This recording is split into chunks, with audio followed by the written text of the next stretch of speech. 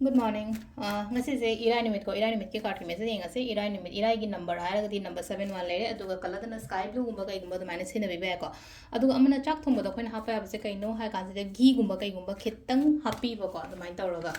gi gumba kai gumba dumane khitang happy ba yai ko haidi irai numit ke oina ado the card message yengase aduga timing afaba happy yengase ko ngasi gona timing afaba kai kai leke haba to happy yengase ko the card se lere ani shuba card se lere om shuba card se lere ko amakhala ko first card consider second card consider daga third consider amakhala ko hadi first kan bangai yengase ko hadi first kan bangai yona se lai se kai no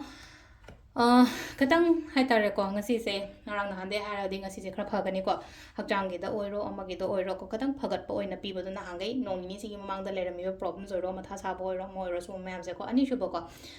khan ban se lai da ko hadi kai no ma sum nuai ta ba ma da khanjal laga leire ko leiganu ko tholo odu da gi nuai ta ba botu sum khanjal leira ga hadi ngasai gi nuai gi da bodu da khallaga adu gi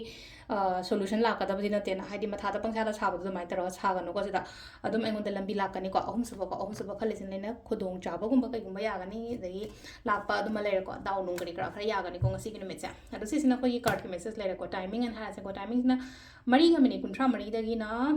pung mapan ga minute kuntra ni thoi phang leire ko adu amna 13 ga minute 13 de na 12 ga minute yang kai phang leire ko adu ga amna pung mari ga minute ni pan de na manga ga minute ni futare phang leire ko adu ga kaino gi na nundang gi na ni pan ga minute kun mapan dagi na mapan ga minute yang kai phang leire adu ga athengba ahing gi na 13 ga minute 13 dagi na ko nongalamdai pung ahumga minute 12 phang le ko sisina ko yi ngasi gi oina afaba timing ko irai kaina harasina ko irai se ko na to ya se kaino perfume kan har se ko perfume ko masino ko perfume se akoi gi chai ba matam da ko hapetang sida chai raga haidi rub tawre no ko aduga akoi gi kaino lengjum haina harasin ko lengjum gi kaino se ko oi thangba side ta hana chai biu ko perfume se adu saina si to aina si sida hana rub tawraga oi gi kaino lengjum da chai biu ko pion hai se haite ko sisina adi sum akoi gi kaino gi numit se haita ko haidi kari irai numit gi oina haidi phana bagi damak tani ko haidi daw num kari kra